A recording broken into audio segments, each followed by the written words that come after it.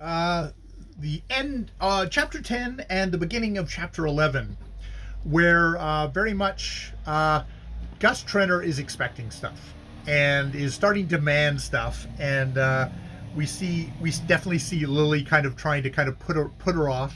Got the recycling truck outside. We're just trying to put him off. Kind of, it's like, oh shit, how much do I owe this guy?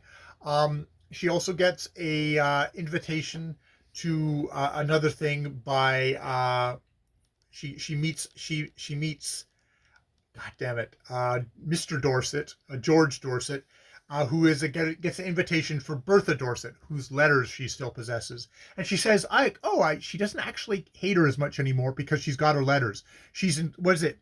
If you would forgive your enemy, first inflict a hurt on him. And of course, the hurt that she's inflicted is she hasn't destroyed those letters. She's got them, and that for some way just makes her feel like, oh, I've got something over you. I know it. I can hurt you as anytime I wanted. So now I don't actually hate you as much anymore. Um, there's very much a thing in this book of like, how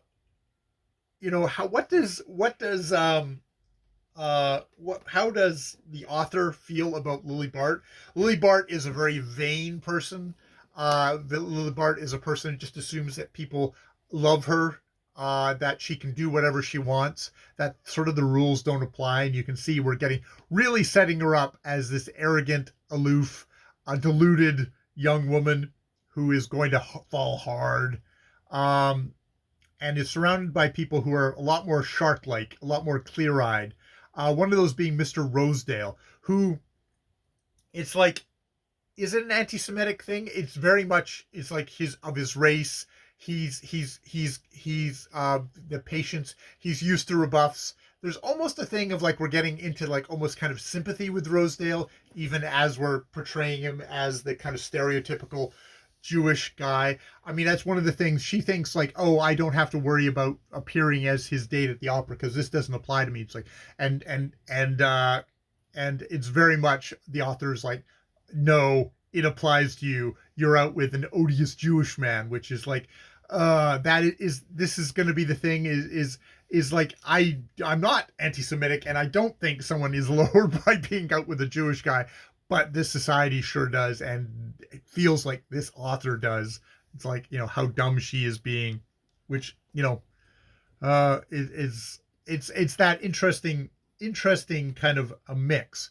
And then we get into chapter 11, where it's very much about from Miss Penson's point of view, because we do switch back and forth from points of view, and she's got this panoramic view of stuff, but she doesn't see everything, and of like, what's going on in the society, but she's a bit blind about her niece, except she has somebody to make up for that. She has got she has got a Grace Stepney, this older, also unmarried woman who mind was like a kind of moral flypaper to which buzzing items of gossip were drawn by fatal attraction, and where they hung fast in the toils of inexorable memory. Lily would have been surprised to know how many trivial facts concerning herself were lodged in Miss Stepney's head. She was quite aware of the interest of her. She was of interest in dingy people, but she assumed that there is only one form of dinginess, and that admiration for brilliancy is the natural expression of its inferior state. She knew that that Gertie Farish admired her blindly, and therefore supposed she inspired the same sentiment in Grace Stepney, whom she classified as Gertie Farish without the saving traits of youth and enthusiasm. And I'm pretty sure we're going to find out that Grace Stepney has a much lower opinion of Lily Bart than she thinks. Maybe somebody who was once a Lily Bart herself and is kind of bitter about it. I don't know. We shall see. There's definitely a thing of like, this is a brilliant, beautiful, vain young woman, and